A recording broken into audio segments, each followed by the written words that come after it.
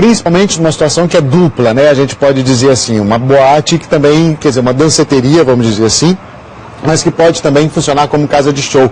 Ou seja, deveria haver uma legislação específica para cada tipo de estabelecimento, ou há realmente essa legislação específica que acontece muita improvisação hoje no Brasil? Não, existe muita improvisação. Cada local é um local, mas as regras elas são construídas de tal maneira que você possa verificar que, uma vez que cumpridas, você vai prover a segurança. Então, você vai fazer um espetáculo de uma determinada dimensão, isso é prática em muitos locais. Você aplica as técnicas regulares de análise de risco para perceber quais os cenários negativos podem advir daquilo. E se você licenciou uma casa de espetáculo em que a decoração mudou, o que você estava fazendo mudou, me parece óbvio que deva haver uma verificação antes do licenciamento do evento. Então, tudo que a gente puder elencar de falha, o que é mais doído nessa situação é que não são coisas complexas, não advém de coisas que seria impossível de antever, coisas que causam essas tragédias, quando aplicadas as técnicas de análise de risco, aparecem como os cenários mais banais. E a gente trabalha isso diuturnamente nas indústrias, nas empresas, no poder público, como aplicar isso para que a gente possa ter a capacidade de dar prioridade e encerrar, pelo amor de Deus, esse ciclo de aprender com tragédias. Isso é muito ruim. Então, Márcio, eu até te fiz essa pergunta porque, por exemplo, numa boate você não percebe, ou pelo menos não deveria ter nenhum tipo de apresentação com shows de pirotecnia, mas se fosse uma casa, especificamente uma casa de show, talvez pudesse estar mais preparada para isso, porque na apresentação de bandas isso normalmente acontece. Seu sinal está muito fraco, eu não estou conseguindo quase te ouvir, meu amigo.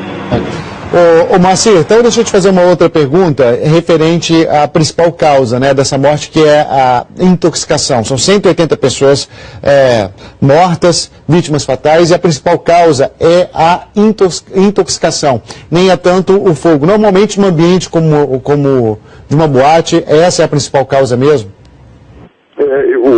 Você falou em 180 mortos, você saberia qual o número total de pessoas que compareceu à festa, para a gente ter uma ideia do percentual afetado? Moacir, a festa, quer dizer, a boate tem capacidade para 2.000 pessoas. A gente sabe que tem 180 mortos, esse número pode passar de 200, porque alguns corpos ainda estão dentro da boate. A polícia, o corpo de bombeiros, quer dizer, todo esse centro de operações ainda está trabalhando nisso, inclusive na retirada, porque é importante saber a localização desses corpos, porque ajuda na investigação. Então esse número pode passar de 200. O número de feridos, Moacir, que a gente tem confirmado até agora, o número é de 200. É mais fácil você contabilizar o número de vítimas fatais, porque os corpos estão sendo levados todos para um local só. E as vítimas, elas foram atendidas principalmente em 6 hospitais ali de Santa Maria e da região. E agora podem alguns até serem transferidos. Então, essa atualização é mais difícil de se fazer. Então, o que a gente tem até agora são 180 mortos e 200 feridos.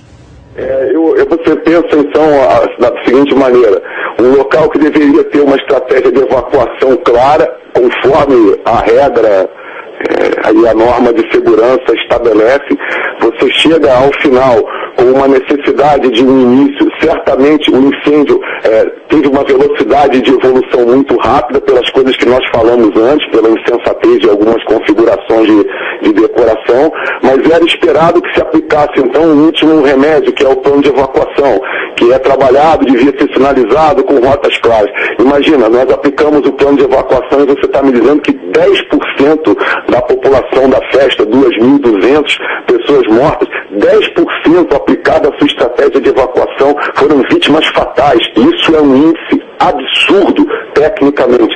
É quase como se você tivesse entregue a evacuação ao senso das próprias pessoas, ou seja, no meio da fumaça, na ausência de pessoas qualificadas para orientar o público, de sinalização adequada, com no-break, com outras coisas que não apagassem durante o incêndio, as pessoas foram entregues a achar nesse ambiente de calor e fumaceira a sua própria saída. Eu acho que em termos mundiais, uma catástrofe marcante. Tanto que a repercussão mundial, Moacir, também está sendo bastante grande, com as principais fontes de jornalismo, as principais fontes de notícia, tanto em jornais quanto em televisão, repercutindo essa história. Moacir, outro dado importante que eu queria pedir para você avaliar foi o seguinte: algumas pessoas que a gente entrevistou aqui e que estavam dentro da boate, elas disseram o seguinte: saíram entre 1 e 5 minutos. Foram as pessoas que conseguiram realmente sair e estavam perto das portas, ou seja, de emergência ou da porta principal. E que logo depois que saíram e cruzaram a rua, já viram que a fumaça já tinha tomado conta do local. Essa coisa, inclusive, a análise vai mostrar depois o espalhamento da fumaça no ambiente.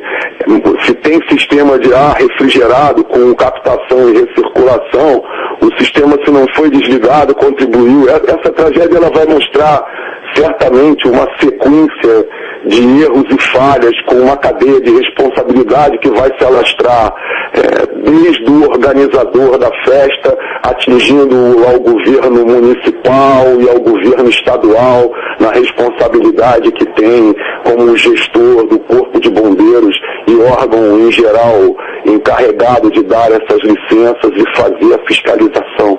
Vai ser realmente uma coisa de grandes proporções. Moacir, espere só um minutinho que a gente tem outras informações. Eu queria voltar com você até para avaliar um pouquinho agora essas informações que a gente vai receber agora. A gente conversou agora há pouco com o delegado Marcelo Origoni e a gente vai conversar com ele agora novamente, que tem outras informações por telefone. Oi, doutor Marcelo. Alô, tudo bem? O senhor está me ouvindo direitinho?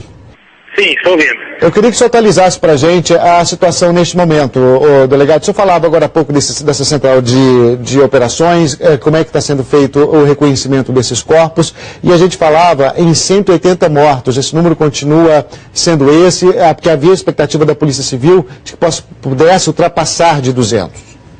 Assim, nós temos um número que não é oficial, de próximo de 200 mortos. Esse número não é oficial ainda, né, na primeira contagem. Os reconhecimentos ainda não foram feitos, nós não conseguimos ainda proporcionar que os familiares façam o reconhecimento, estamos sendo preparados. De outra parte, a Polícia Civil já encontra-se ouvindo pessoas, né, na delegacia de polícia, as diligências investigatórias do inquérito policial já estão também caminhando, ainda estamos com a perícia técnica também fazendo o seu papel, e estamos mais preocupados nesse momento com essa questão aí do local onde estão as vítimas, né? Para proporcionar que logo a gente possa liberar, fazer os registros de ocorrência, coletar o material em todas as vítimas, proporcionar que os familiares reconheçam, para que a gente consiga aí levar a bom termo esse trabalho em cima desse fato muito triste que ocorreu na cidade de Santa Maria. Então, Marcelo, e ainda há corpos na boate, você falava desse trabalho da perícia, né? E a gente sabe que esse trabalho está levando muito tempo, né, da retirada. Você pode explicar por que está levando tanto tempo para retirar todos os corpos assim? Porque são muitos corpos, né? Nós estamos trabalhando desde a madrugada, tivemos que montar um comitê de gerenciamento aí de emergência, todas as forças estão cooperando plenamente, e na verdade é um trabalho trabalhoso, né? São 200 vidas aí que se foram. Tem toda a parte de investigação, a parte pericial, a parte do deslocamento, a preparação para fazer perícia, para coleta, tem 10 instituições envolvidas aí, então nós estamos fazendo o máximo que nós podemos, de maneira mais rápida possível, mas é que realmente essa identificação demanda certo tempo. Doutor Marcelo, o senhor disse que a polícia já está ouvindo, né, algumas pessoas, né? O senhor pode adiantar algum tipo de informação e qual seria a principal linha de investigação agora da polícia sobre possíveis responsabilidades dessa tragédia? Pelo que parece, que a gente tem aí uma espécie de um fogo de artifício que começou algo parecido com um show pirotécnico feito pela banda, alguma coisa assim, foi ter sido a fagulha inicial do incêndio, né? Então, o que parece no primeiro momento, a partir das primeiras oitivas que já foram colhidas da primeira delegacia de polícia de Santa Maria. Pois é, mas essa pirotecnia, doutor Marcelo, ela é uma coisa que é um fato, por exemplo, que vai contra uma legislação local para uma casa de show, por exemplo, ou por uma boate, na visão do senhor, no entendimento do senhor?